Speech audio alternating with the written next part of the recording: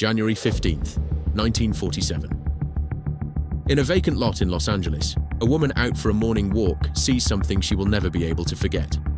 A body, cut into two pieces with such geometric precision, it looked like the work of a surgeon. There wasn't a single drop of blood on the ground, which meant the body had been murdered elsewhere and simply placed here, as if someone wanted to show the world their work.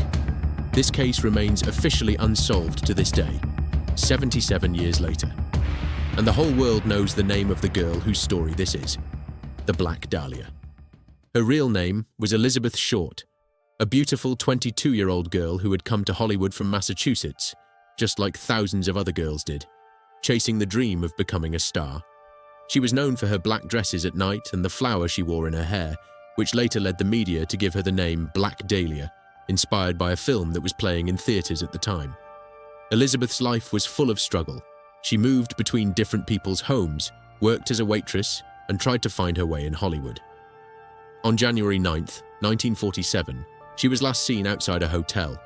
After that, no one knew where she was until her body was found 6 days later.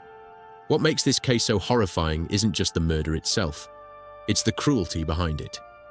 Elizabeth's body had been divided into two pieces so cleanly that police became convinced the killer must have had medical or surgical knowledge.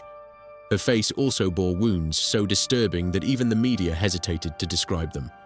The police investigation begins, and it quickly becomes the biggest manhunt in Los Angeles history. More than 750 suspects were interviewed. So many confessions poured in that police had to set up a separate department just to filter out the fake ones, because the case had become so famous that people started giving false confessions just for attention.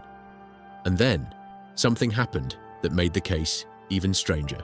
January 24th, 1947, the Los Angeles Examiner newspaper receives a letter with Elizabeth's personal items attached, her birth certificate, business cards, and an address book, with one page deliberately torn out.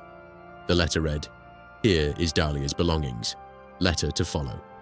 The killer wanted to be part of the game himself, much like the BTK killer, except this killer was never caught. Over the years, dozens of suspects came forward, but in every case, something failed to match. Dr. George Hodel, a Los Angeles doctor whose name comes up most often. He had a surgical background, and his own son, a retired LAPD detective, later wrote an entire book claiming his father was the killer. Hodel's name turned up in police files, and recordings recovered from his home captured him saying strange things, but no definitive proof was ever found. Leslie Dillon, a bellhop who claimed to have an interest in psychiatry and whose letters were so detailed that police began to suspect he might be the killer himself. But the case couldn't be linked to him either, and dozens of others, some of whom confessed themselves, but each time their details didn't match the actual circumstances of Elizabeth's death. Most unfortunately, the more time passed, the more physical evidence deteriorated. Forensic science in the 1940s wasn't as advanced as it is today, and by the time DNA testing became available, crucial evidence had either been lost or contaminated. There are three major reasons the Black Dahlia case remains unsolved. First, the forensic limitations of that era. No DNA testing, no digital records, and much of the crime scene evidence wasn't properly preserved.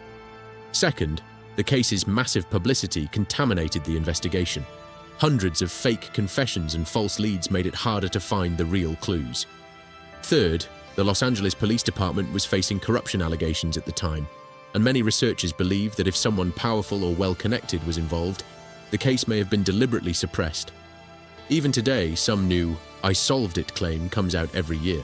A new book, a new suspect, but the LAPD has never officially closed this case. It remains active in their cold case files to this day. Elizabeth Short was only 22 years old when her life ended this way.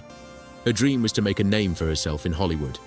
And the tragic irony is that today the whole world knows her name, but not for the reason she ever wanted.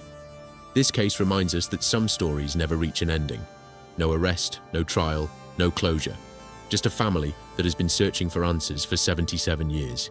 If you enjoyed this video, don't forget to subscribe to the channel and let us know in the comments. Who do you think the real killer was? See you in the next true story.